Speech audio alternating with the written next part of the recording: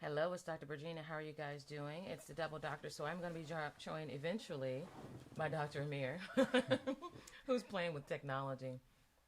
Hey, They how you can't see doing? you on this side. You might want to squeeze it this How are way a you little doing? bit. All right. Look at you, trying to be on camera and being seen.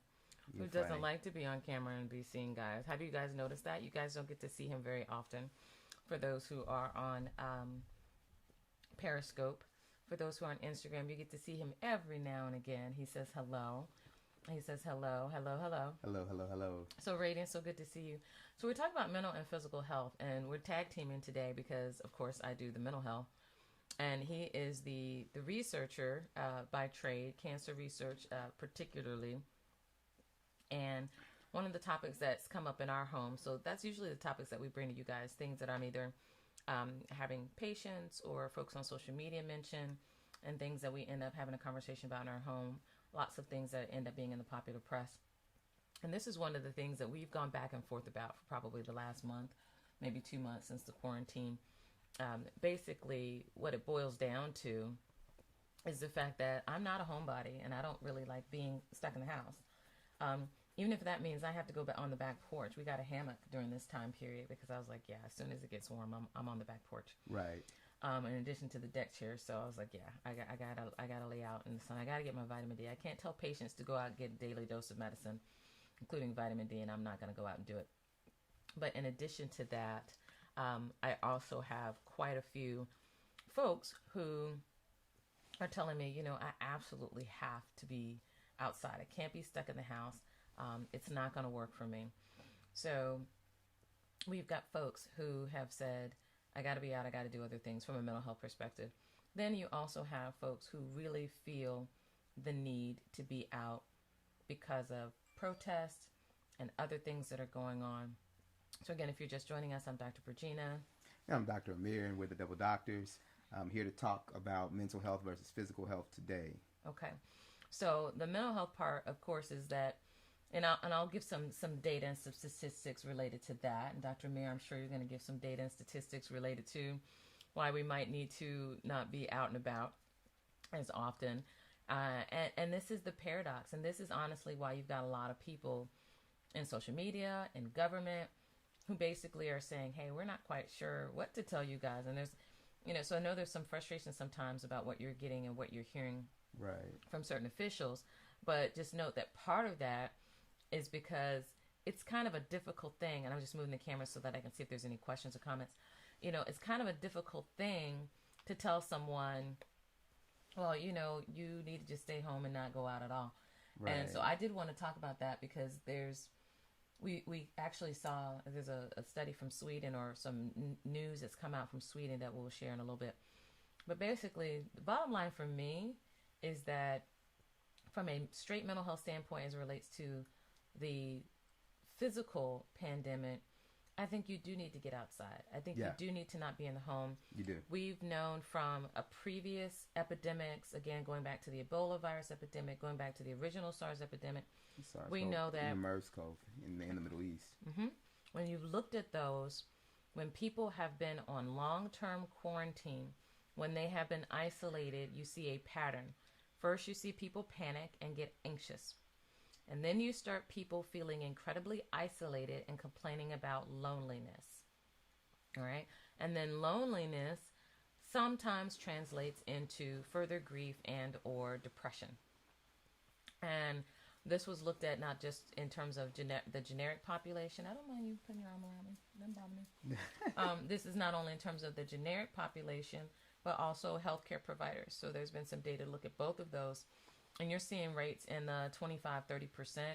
Right. In certain populations, or double that, almost triple that in other populations. And so we're still now starting to get some data from China that's coming out that's showing basically that, look, if you don't get a chance to be outside, to interact with other people, to be around other people, long-term quarantine and isolation is not good for mental health. That is the universal, every country, every study, and it's rare to see study after study after study say the exact same thing because it's different populations, it's different time periods, it's different protocols, it's different researchers. But this is looking at multiple researchers over multiple decades, over multiple time periods, in multiple countries with different viruses that all agree that quarantine is bad. Yeah. Quarantine is very Something bad. that holds true for all observers. Yes, for your mental health, quarantine is very, very bad. And I don't know if you want to rebut now for the physical health part of it. Well, I think everything starts, specifically from the mental. So obviously, when you have physical health issues, the majority of the physical health issues that we have in this country are lifestyle issues. And if you look at lifestyle issues, a lot of it has to do with what? Mindset. Your mindset begets lifestyle. So if you're a person who is already kind of isolated, if you will, it's very easy when you're a person understanding that you're created for community. It's very easy for that to then start manifesting as physical disease. It's very easy for you to start maybe gaining weight or having intense worry because you don't have people that you're talking with or but what other about things the like pandemic? I think Because if someone's weighing my mental health versus my physical health in the pandemic, I want to go to the beach. I want to go to the. I'm being real, guys. So this is the pushback. I want to go to the beach. I want to go to the ball game. I'm missing out on my sports. I know the Ravens are going to be playing soon. They're already selling tickets. All right. So they're already selling parking spots. So here's the pushback. So the pushback is, okay, the mental leading to the physical takes time, right? There's some chronicity to it. You getting sick from coronavirus, that's a 10, 12-day process, and you're in the, somebody's ICU. So clearly, there are some things that will, if you will, take precedence over another. So I in haven't this gotten case, sick yet. I've been quarantined for 2 months, and I haven't gotten sick. And as far as I know, I haven't gotten anybody else sick. So I should be safe to go back outside and play. The data says no. The data says no. Even though the curve is starting to flatten out in terms of ICU admissions in several places. We see in the South, we're seeing a surgence in the South, a resurgence in the South, and we're also seeing things go on where somebody may have been people can be carriers for a long period of time. They're oftentimes quarantining people for 13, 14 days, but this virus can stick around a lot longer than that, and we all know that. Because not everybody goes back and gets retested, and not everybody that tests negative, after quarantine. So the thought process is, well, you're probably not infective because you're not showing symptoms. But the reality is you don't know what the next person's dose is. You don't know what the next person's level of exposure is going to be for them to actually show symptoms. And so, if nothing else, love should be compelling you to be like, you know what, I'm going to forego the huge community and I'm going to still practice social distancing. And I'm going to do that because I love people. I don't want people to get sick. I don't want to get sick, but I don't want other people to get sick. Because maybe I'm not one of those people who are going to get really sick. But maybe somebody else is going to get knocked down because of this. Well, let's talk about 3 places because these are serious issues, at least for us. And these are all places that we go or want to go. And for the most part, they've kind of been online. But I want to go to the beach. I'm going to the beach, guys. I want to go to the beach.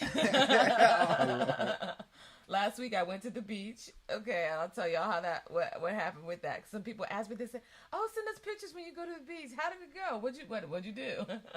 But I'll tell you about going to the beach. But people want to get out from a mental health perspective, and they need. I think again, we already know that quarantine is bad, so I want to go to the beach. So I want to go to the beach, and I need you, Dr. Amir, to tell me a safe way to go, and I will give you guys an example of what I did last week under the tutelage of Dr. Amir. Definitely. You want me to start it? Nope. Beach. Okay. Church. Hot topic. Church. Okay. I want to go to church. And you're not going to tell me how to praise my God. So.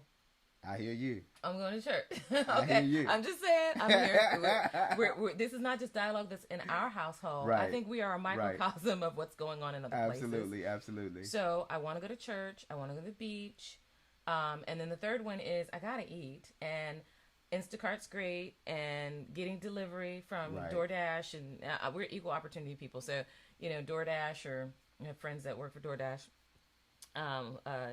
and all these other places. Or There's a lot of I'm them. all about the curbside pickup. Fresh. Yep, I'm all about the curbside pickup. But I actually want to go in the store and impulse buy and be commercially driven to purchase things that I didn't know that I even needed. I want to go in the store and shop again. Okay, I love reading. Just I don't think they're open right right now. I don't know if they're open right now, but I'm missing Barnes and Nobles. Okay, I miss their scones. I miss going in Right. and getting my nice little scone and getting a book and reading in Barnes and Noble. So I want to get out and go back to some of the places that I used to shop before. Right. Okay, the money is burning my pocket. My stimulus check I've been holding on, and I now want to go buy. So my question. You're hilarious. You're hilarious. Speaking on behalf of people, Good morning, I'm sure that's where people. Girl. I'm sure that's where I can't some really people see the are. comments, so I can move this. Duh. Let me move this out of the way. Then I can see the comments. Yeah, then we love you too, Carol. So I want to go to the beach. I want to go to church, and I want to go back shopping in other places. And you take it whatever order that you'll share. And Dr. Amir's going to give you more of the research background part of it, and then I will probably give you the real mental health part of it, but also the real. Well, this is what Dr. Virginia did to get around the restrictions. I mean, so the real of it is just that obviously we all know how this began to some degree, right? We know that that some of the first isolated cases were in China. We know that that this virus was 99 point some odd % genetically similar to the coronavirus. You know, it was found in the bat, and then we found that the animals like pangolin had like 99%. Somebody consumed it. It was sold on the black market, $2,000 a pound. Here we are, right? This virus has spread across the world. It's now, it's been a pandemic. It's been ongoing. We've been dealing with this. We've seen glimmers of hope and then setbacks because people just said, forget it. I'm gonna do what I want to do. And so, here we are. We're in this place now where we're seeing decreases in overall ICU admissions in most parts, especially like in the Northeast, but in the South, we're seeing reemergence and stuff like that. But we've kind of got our minds around quarantining and social distancing. I mean, this is probably hand washing is at an all-time high, but so we've learned quite a bit about being being a sterile population, learning how and when I say sterile, I mean a cleanly population, knowing how to wipe up after ourselves and in terms of surfaces and all these things. So now we're at a place where people are just tired. People are just sick of they're just absolutely entirely sick of quarantining. They're ready to get back to their normal lives. They're like, I don't care about this virus. This virus can't stop me. If you're a person of faith, you're like, well, God's gonna protect me and ain't nothing gonna harm me. But the reality is that we're still dealing with this virus. It's not yet done. Okay. So how do I go to the beach safely? So how we're gonna do that? We're gonna make sure that we're wearing our masks. We're gonna definitely carry some hand sanitizer with us if we can. 70% or greater. The higher the better. We're gonna stay away from people. I would tell people and not everybody really comes out and says this, but for me, I'm looking for a breeze. When the breeze is out, why? Because the particles are moving faster. Let's think about particle physics. For me to inhale something, right? It's easier to inhale something if I'm sitting in a closed space and I'm pulling in that air. But if that air is blowing by me at X miles per hour, the likelihood that I'm going to breathe in a certain little packet of air in a small space is much lower. So in other words, if I'm going outside and it's windy and stuff like that, that's also going to be better, just in general, because of how much you're going to breathe in. The chances, okay, from a probability standpoint, okay, if you don't believe me, go study some particle physics. But the probability that I just suck in a big old dose of coronavirus is less. Okay, so I'm looking for windy days. I'm keeping my 6+ feet social distancing. I'm not trying to be in indoor spaces necessarily crowded with people. I know people are ready to go back to church. and I know they're thinking 6 feet, but you know, you gotta, you know, you might need to open some windows, or you know, do something to find a way to cause a breeze through the church, or do some, you know, there's some things that you could possibly do to help yourself in that situation. But my personal opinion, but I haven't seen any suggestions like that, because I don't think most people who are doctors have studied physics and studied particle physics and think about it like that. Think about the fact that if you're in a grocery store, guess what? Somebody coughs, that's staying in that air for a while, because those particles are small. They're staying in the air for a while. So that means somebody could go and cough in an aisle, and I could walk in that aisle 5 minutes later, and I could still possibly breathe in what they coughed in that aisle. I don't do that to cause fear. I'm just saying, know what you need to know. Keep it moving. Get what you got to get, and get moving. Now, if you're going to go to the beach, again, mask, gloves, hand sanitizer.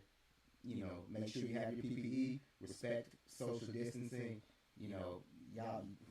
At most, you can blow a kiss to somebody, and don't blow. Just go. Just do the gesture. Okay.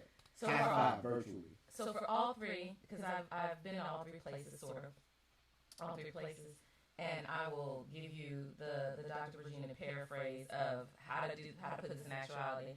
So again, what you're getting to hear, which you're probably not going to hear on a lot of places, is you're hearing the medical expertise. You're hearing what you're very likely to hear on CDC, and what you're likely to hear in NIH. You're likely to hear from the research perspective, and more, because you know you're not going to get everything, of course. And he gets to see a lot of behind the scenes things that I don't even get to see because of his research access and IT access. But the other thing that I want you to understand is that when you're trying to put this in practicality, I can already hear you. I can hear what you're saying, because I can hear what I was saying when I was just like, when he was like, yeah, go to the beach, wear your mask and hand sanitizer. I'm just like, I'm going to get in the water. I'm going to put hand sanitizer and I'm getting in the water. How am I going to swim with my mouth? Okay. So I hear you, and I know you guys who are just like, you know what? We share these things, you medical people share these things, and then how practical is that? Well, I will give you an example, and I kind of had a Florida beach ever, but I really was planning to go to the beach because I love beach. And I personally was looking for areas of the beach where there were not other people. Honestly, number one, I was looking for less populated beaches, okay? The more populated places, because someone asked me, oh, did you go to Rehoboth? Oh, did you go to Ocean City? No, that's where everybody else is going. So why would I want to go there? I'm not going where everybody else is. Love ya, but I'm not going where you are. So I'm going to go to places that are less populated. So I purposely look for beaches, honestly, that have restricted access. Right. So personally, I'm looking for beaches that are in state parks. Why? Because state parks have restricted access. Why? State parks are only going to allow so many people in there. All right? They're not going to let everybody in there. Ocean City, the doors open. Tourism, the mighty dollar rules. No. Not at your local state park. Your local state park, the state park rules. And they want to make sure that the state park stays as pristine as possible, as protected as possible. You have to remember a lot of these state parks are also covering protected waterland, protected fowl, and they want to protect the environment at all costs. So they will keep their parks closed if they feel like you or anybody else is going to endanger them. So I personally am looking for beaches that are in state parks. I know that I'm going to be less exposed to other people. Personally, most of you already know this, but many of you don't. I happen to be immunocompromised from a certain perspective, and so I'm not going to put myself or my family at risk, and my patients at risk. Even though I don't physically get to see them, at some point I will. And if I happen to be a silent carrier, I don't want to pass that on to one of my patients. They're already dealing with enough. Don't want to add to their stress. So when I'm looking for beaches and I'm looking for waterways and thoroughfares, I am looking at places with restricted access. So I went to go to the beach this past weekend, and the beach that I wanted to go to was not accessible at that time. And that will happen, and that's just during the regular year, even COVID or no COVID. And they'll tell you if it gets to a certain limit, they won't allow you to continue to come onto the beach. And in this particular case, the beach was not accessible. So what did I do instead? I actually went to a yacht club. Right. I mean, I still got to go by the water. My son thought it was a pool. He was like, I want to get in the pool, please. I was like, baby, that's the lake. I mean, it was the waterway, the estuary. I was like, we can't get in that. That's where the boats are. But we did get to go walk out on the yacht, on the pier, walk between the yachts, get to look at the names of the different yachts, and we ate our lunch right there, right outside. The restaurant was outside on the marina. And so we got to get to the water, not physically in the water, but it was the closest thing. And I know he loves waterways and he loves boats, so that was kind of a win-win for us. But had we been able to get to the beach, it would have been number one in a state park. That's number one. It's worth a couple dollars that you pay, plus it's helping the state park as well. They don't get the kind of funding that other places get, so it helps them. The Park Service, it helps them. And it helps protect our waterways and our environment. So pay the $5 entrance fee or the $3 entrance fee, put the money in the honor box, Right. And pay to go into the state park, and then there are plenty of waterways there. If you can't get to the actual beach, again, there are so many state parks that have waterways that you can actually, I've seen people get on their rafts and float, I've seen people get on their little inner tubes and float, do all kinds of things. Plenty of water. It was nice and breezy the day that I know that we went recently. So that's one way to go out and have fun and do things and stay safe. Right. State parks, I think, are a great place to go and do that. In terms of church, I personally don't have a problem with people going to church. If that's your thing, if that's what you want to do, wonderful. I like online, and I'm really enjoying this online life.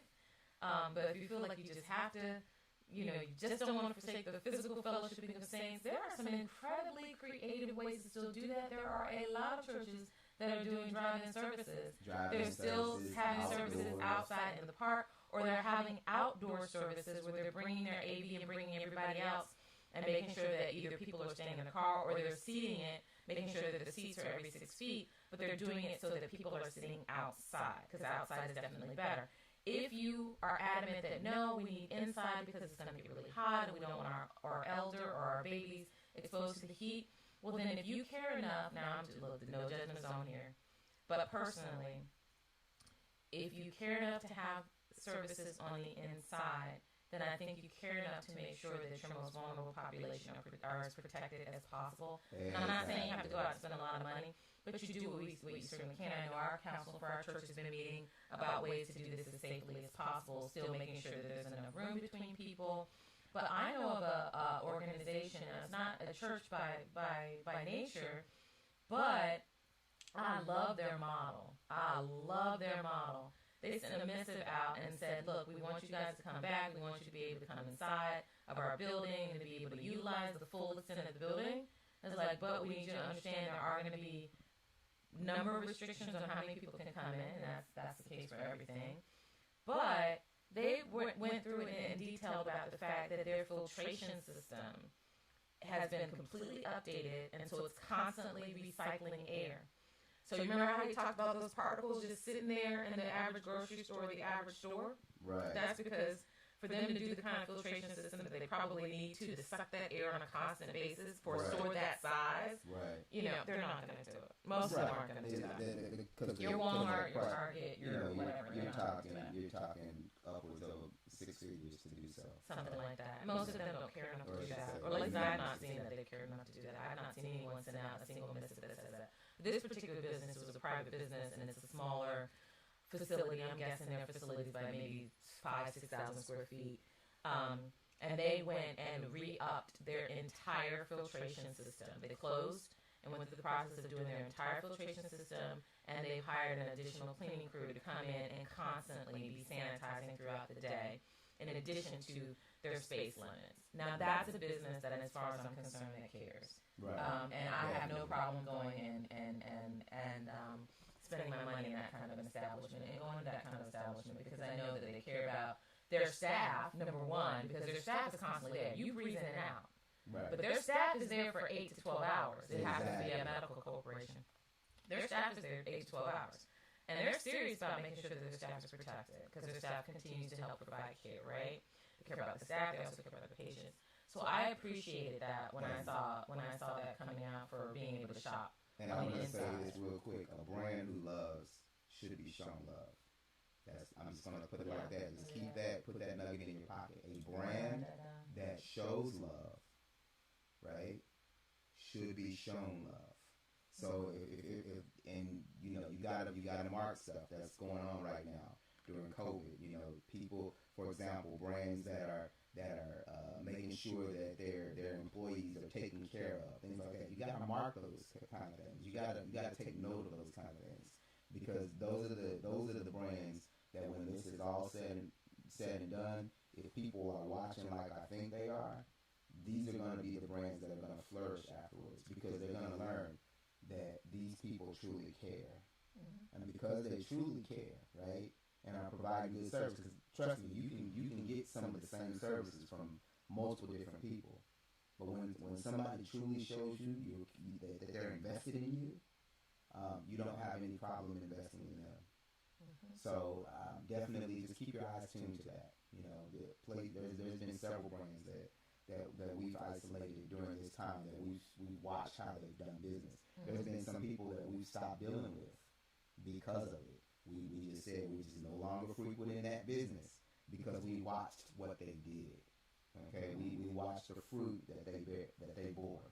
Right, so just keep your eyes tuned. And speaking of tuned, for those who want to continue to follow us, of course we're all over social media in a variety of different places, and we pop up here and there as we can. And as honestly, if we don't have anything to say, we're silent. We're not just going to throw you guys junk. Exactly. But if we have something to share, if we have people that reach out to us and have asked questions or have brought things to our attention they want to talk about, then we do share those things. But upcoming, please be on the lookout, because we're going to start talking about the mental health pandemic. I know I'm a mental health person, and Dr. Amir, so pleased to hear that it's wonderful when you have somebody that respects what you do, just as a colleague, but then also have someone in your family, because I've had other folks who's their family members, they do not respect what the other person does. I highly respect Dr. Amir and the work that he does as a researcher. He does things that I certainly couldn't do, especially on the tech research side. No way. I just glean from him, or I just give it to him and ask him to do it, and then wait, rather than learn how to do it myself, because that just takes too many man hours. I'm just going to stay in my lane and stick with my level of expertise. But coming up, we are going to talk about the mental health pandemic that is coming, and this is not a gloom or doom thing. You know, we are the Hope Infusion, and we want to bring hope, and that's one of the reasons we talk about things that you can do to get out and about and have fun and enjoy yourselves. And get that daily dose of medicine, dopamine, oxytocin, serotonin, endorphins, vitamin D from those walks. All those things are important. All those things. But this is not a gloom and doom. Badness is coming. This is it's here, okay? And we're just saying that it's here, and there's the very high likelihood it's going to get worse. So up until now, the World Health Organization in January 31st, I think, declared this incident that we're dealing with right now a pandemic, right? That happened on January 31st. And that was obviously a physical pandemic because it was based on a viral condition. I don't know if they're going to declare a mental health pandemic. To my knowledge, I don't think they've ever done that. It took up until 2017 before depression, any mental health condition, was considered worthy enough to have its own day. Up before that, it was cancer and HIV and all kinds of the other, more sexy illnesses. Depression isn't sexy, okay? Depression treatment is hard to sell. We get that. There's stigma related to mental health. But I and many of my colleagues are noticing that there's coming down the pike a mental health emergency. Hey, JQ Dermatology, thanks for joining. So this mental health pandemic that we know is coming, we're actually starting to do a lot more teaching. At least I do in my personal live streams and personal social media. Obviously, in my offices and patient care, talking to people about practicing good mental hygiene and good mental health, because it is coming where we already know. Again, we've got decades of data to show that when people have been quarantined or restricted, as a whole, there's a huge toll that occurs from the mental health perspective. Okay? And I'm now starting to see that get a lot more respect, which is wonderful, but it's really not about the field or advancing the field. It's really about advancing all of our individual health, okay? Even population health, even the study of population health, which is part of what I studied when I achieved my master's. Even that is a part of individual health when you boil it down to its most base. And I just kind of want to make a quick injection here. Truthfully, we've been in a spiritual and mental health pandemic for a while in this country. A lot of people, a lot of mental health issues in this country and people were ashamed to address them. People didn't want to acknowledge them. There was tons of stigma. There still is a lot of stigma, but but I'm noticing as I look around, I'm seeing a lot more people talking about it. I'm seeing athletes talk about it. I think there was Marshawn Lynch. He was talking about taking care of your money, but he was talking about taking care of your mentals. I've seen several athletes come out publicly about dealing with depression, like Kevin Love played for Cleveland Cavaliers, and I mean just multiple athletes having these honest conversations, and so and seeing movie stars and other people starting to have these conversations, which means that now people are ready to have that conversation. People see the need from all of the mass murders and other craziness that we've dealt with. People are starting to recognize, okay, we really have to address this. We can't just keep being quiet about this. We got to talk about these things a lot more. Yeah, we had some hotlines and all these things, but it was still a taboo thing. But now with people just stepping out and saying, hey, I'm dealing with this, and personalizing it, now you're seeing a lot more people just be upfront. Hey, I battle with depression. Hey, I had a manic episode. Hey, this happened and it was traumatic. So we're seeing a lot of things like that taking place, and so it's just really important that we don't lose out on this time. This awareness that's coming across the country. We got to capitalize on it. We got to make sure that people know it's okay to not be okay. There are times when you just gonna deal with things. And we see that, of course, I'm not going to go too far into that, but we see that biblically. We see so many people in the Bible who showed depression, who were downcast. So it's just important that we as people acknowledge what we're dealing with, in life, and get help. All right. So we'll talk about that the next time, and then for future, we're at the 30-minute mark, so we're going to end. A couple weeks ago, we went, gosh, it was almost an hour and a half because we invited people to come in and chat and answered lots of questions. There was a lot of stuff going on 2 weeks ago, so we did that. But coming up, we're getting a lot of, again, kind of, I don't want to say pushback for us personally, not at all, but pushback in general for some things that I'm seeing other people doing. And we're going to comment on that because I think that deserves some comment on just some thoughts about. Do we want to go ahead and talk about that, or do we want to come off? And then if people want to re-enter for that conversation, they can. Possibly. I'm looking at our time now, and I'm looking at our next appointment. Okay. So that's the only issue. We'll have to, yeah. Okay. So I'm thinking that what we'll have to do is come back and have a conversation with that again. But honestly, I think when we titled that, I'm not the best with inflammatory titles, but this was a poster that I saw, and we'll probably, the next time, I think Dr. Amir's going to do some OBS talented stuff. But a wonderful sign that I saw that says, I'm a traitor to my race. Now, I'm just going to leave it right there. But that's what we're going to talk about next time. Mm-hmm. Interesting. And the mental health aspect of that, for at least for me, and also the obviously physical, people processing and having to deal with those kinds of things. But from a mental health perspective, for someone to even make a sign that says, you know what, I know you guys consider me a traitor to my race, and I'm okay with that. That takes some boldness. Right. But I also know that takes a mental toll for that person to basically have to make those statements. All right, Facebook, I know you guys came on last, but we're going to end you first. But we thank you, Carol, for joining. Thank you, Nikki and Melanie, Sarah, and Denise. I know there were many more people that joined and liked and hearted, and that's wonderful. Thank you. But I know those folks were live, and they were actually saying hello. And Yulia, so good to see you. Nice to have you on. We appreciate that. So the next time we come on, if you guys have questions, comments, if you have comments and you want to send them to us, obviously on Facebook, you just put in the comment section, and we'll address it for the next time we come and talk. For IG and Periscope, you just send us a DM on Twitter, and for IG, right where you are, you just send me a DM as well. Yeah. And we'll address it. Okay, you guys have a very blessed day on Purpose Facebook. Bye-bye. Periscope, love you. Take care. Bye-bye, Instagram. Yeah, it's 11. We gotta go to 10. We gotta go to Legals, and then at 11 we gotta be back for And you YouTube, just want to say bye. You guys. Oh, YouTube's here too. I'm sorry, YouTube people. Our heads basically, but I just want to say subscribe.